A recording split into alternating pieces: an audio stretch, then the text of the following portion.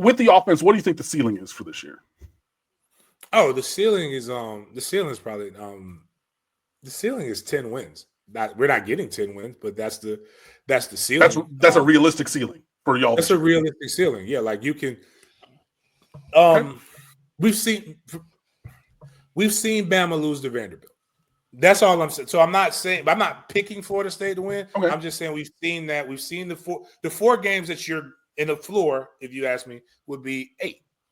That gets you 8-4 or 10-2. If you're looking at the four losses or games that should be your toughest ones on the schedule, would be Alabama, Clemson, Florida, Miami. Those are your 4 games that should be. Virginia Tech's going to give you something, but you play them at home. Most of your games that are tough that aren't those 4, you play at home. Florida is going to have DJ Lagway, and everybody's excited about that. They've got some guys that are highly rated on the defensive side of the ball.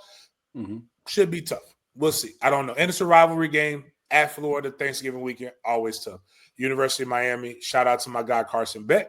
Other numerous guys that are down there. Miami goes as far as Carson's elbow, which is doing pretty good. I've got a chance to see him throw.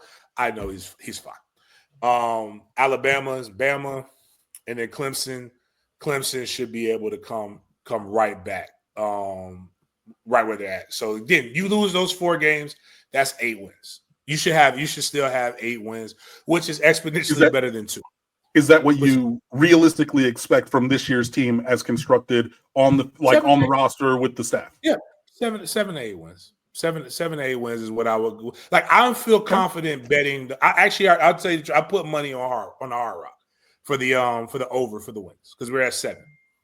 I believe Florida State can win 8 games, or at minimum, it'll be a push. Okay, for 7 wins. I've been paying attention to my squad. Walk me through the roster or the updates. Like what has changed so much? Because I'm not saying that I was expecting you to come in here and say 4 wins or anything, but to be this bullish on 8, I think if you would have to. Again, it goes back to what I'm saying as far as the 2-win season. Again, I know a lot of the stuff. The Big 3 Twitter is one of the best things in the world. But again, I played this game. I cover the NFL, and it's a reason why guys still got drafted high off of a 2. Even not a lot, but guys got picked, and you still have guys with draft grades. The talent is there. Mentally, I can't explain what happened. They got their butts whooped, and that's not just an X's and O's thing. That's a thing where you got to go out and you got to graduate guys and you got to get rid of them, which is one of the beautiful things of the transfer portal era, as well as the multiple transfer thing. You can bring in new people. Now, going forward, you have Mike Norvell, who is I am not a fan of coaches, never have been a fan of coaches doing 2 things. You got to be very few have ever really worked at it, or if it works, you're a defensive guy. So he goes and brings Gus Malzahn, and I'll tell you this: 2 coordinators, forget the players. Do you think Nebraska was okay, right? Like just a decent overall team. You don't have to know much about them. Just you kind of vaguely look at them. Nebraska wasn't a big. They're not a Big Ten champion contender, but they also they had a top 20 defense with what they had, and none of them are names or jersey names, as I call it. There's not a guy on Nebraska's defense last year that the casual would just say, "I got to go buy this jersey," or "I want that guy on my team." Now, UCF, good program. It's a reason why Gus is our offensive coordinator right now. UCF had a running back that was really, really good, but multiple quarterback changes during the season last year. There's not a wide receiver right now that most of us can go just to say, man, I got to have that wide receiver on my program. Well, if I told you that UCF had a top 20 offense, would you believe me? So just off of the coordinators and who they brought from where they're coming alone, one would have to be more optimistic for what they're doing. Because even you just admitted there is talent on that roster. Just wasn't winnable talent. So when you look at and all they're doing is focusing on what it is that they do. When Gus Malzahn has just been an offensive guy, he actually hasn't been that. He actually has been a really, really good coordinator. He doesn't have to focus on all of the other different things that you have to focus on as a head coach. And this system is basically Mike Norvell's system. Everybody wants to believe in the spread, but Mike Norvell is more of a, if you had to use a term, a power spread guy. We use the run game to be able to throw.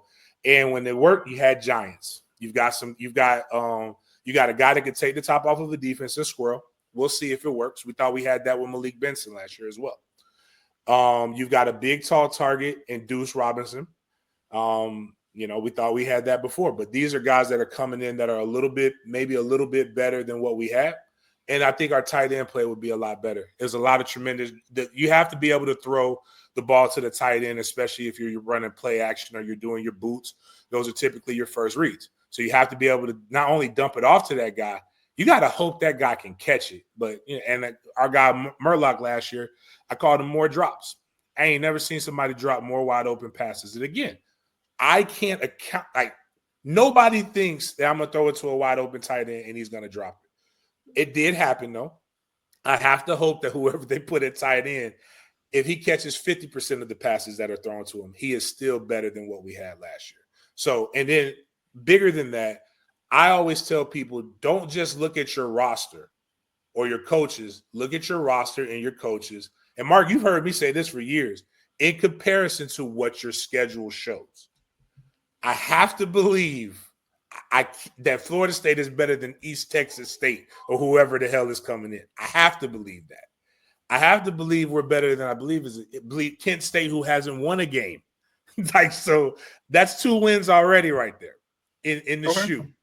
You have Wake Forest, who's coming off of a little bit different. They're not as good as they were when as they have been in the past. Virginia Tech does have the quarterback, but they don't have the running back. I don't know. I'm just saying I like them at home if things are going, the momentum's going in a good direction. When you look at, we don't play at Syracuse, we don't play at Georgia Tech, we don't play some of the other bigger teams, Louisville, middle of the pack teams that you would normally like. That's kind of why I'm saying 7 to 8 wins isn't out of the realm of possibility. It's more so the schedule than it is anything else. No Louisville, no SMU. No SMU. Jesus. I was there live for that one. That got out of hand quick. So it's just like, SMU is good. Like it's a reason why they went to the ACC championship game. So when you're looking at the guys you don't play in comparison to who you do play, there's only really 4 games that just stand. We do play NC State on a Friday and we do play Virginia on a Friday. I'm not worried about Virginia. NC State gives me trauma to my playing days. It's just a weird stadium. Like I don't like it. I don't like it at all. But I still think that I think the last time we went up there, we won. So like it's just some of the my bad. No, we didn't. We lost. No, missed a couple field goals late, right? Well, that was the didn't trust the field goal kicker, and Travis threw a pick in the end zone, right? So he threw it to again Travis, which I still love. You got to take it and come with it. That was the year nobody expected us to go 10-3. Because of, again, the previous year without going and looking at how did you lose those games and the stuff before that. I just tell people, like, if you really – I love football more than I love rivalries. That's all I do is watch ball. And in particular, when I have to watch terrible teams, I go and watch other people's teams so that I can get joy and happiness and see where it comes from. I got cover the Jags. It ain't always great watching that. And, so you watch other people and you start to look at what are the differences and the similarities, and that's kind of where it comes down to. But now, if he would have thrown it to the 6'7" guy as opposed to the 5'10" guy, we probably would have – the game would have – or just realize it's first down, live to fight another day, grounded. But it is what it is. That was 2 years ago. I wouldn't trade that season because it's better than the seasons we have now. But that's what I think. I mean, 7 and 8. All right. Mike got to win. Mike can't lose. He cannot. He cannot. I mean, but he can come out with 6. I mean, no. He can. Oh, he can do anything. Philippians 4:13, baby. But he can do all things through Christ who strengthens him.